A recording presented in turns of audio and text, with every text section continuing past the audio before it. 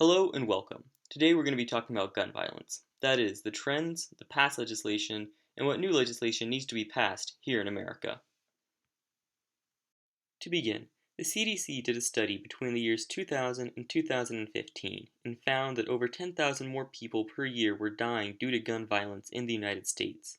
This number is predicted to be accurate for 2016, 17, 18, and currently on trend for 2019 as well.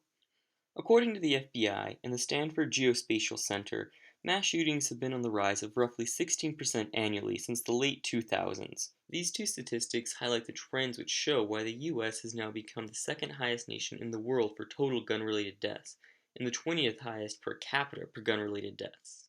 Now that we've seen the statistics, let's take a look at the two biggest concerns Americans have regarding firearms. Mainly, who can own a firearm and which type of gun these individuals can buy legally.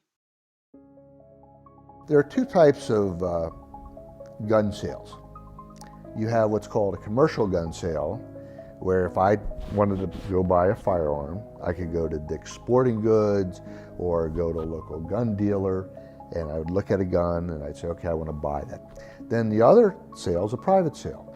I own guns, and let's say as a friend, you are very interested in one of my guns, I can just transfer that gun to you, that long gun now, whether it's a rifle or a shotgun or something, I can just sell that to you.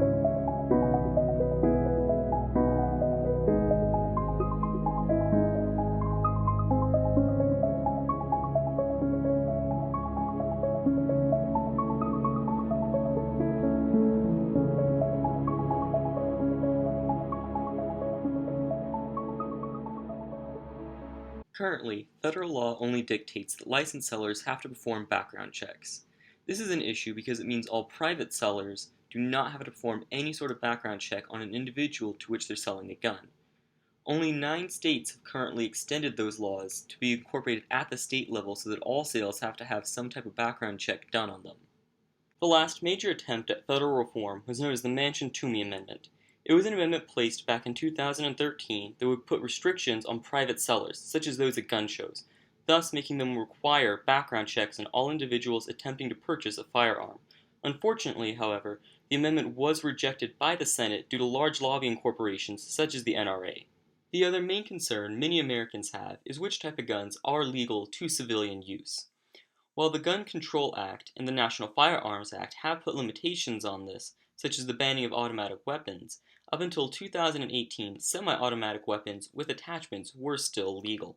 Some of these attachments included bump stocks and double triggers.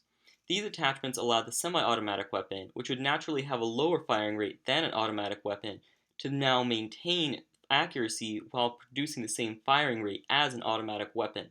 In 2018, though, legislation was passed now including all semi-automatic weapons with these attachments to now be classified as machine guns and thus automatic weapons, and thus making them illegal within the United States. While new legislation is being made and progress is being made, it's important to look at how long it's taken for America to come to this point. Gun violence is still on the rise, gun deaths are still increasing, and mass shootings are still increasing at a rate of 16% annually.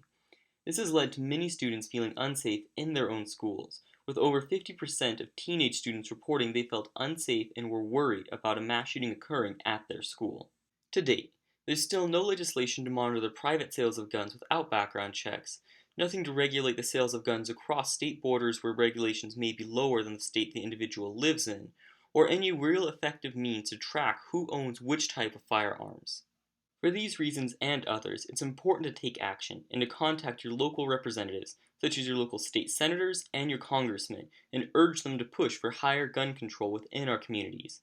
These are rules and regulations that no legal gun owner should fear or worry about, and things that would help try and keep our country and our communities safer. Thank you for watching this video, and please remember, take action to try and make our country a safer and better place.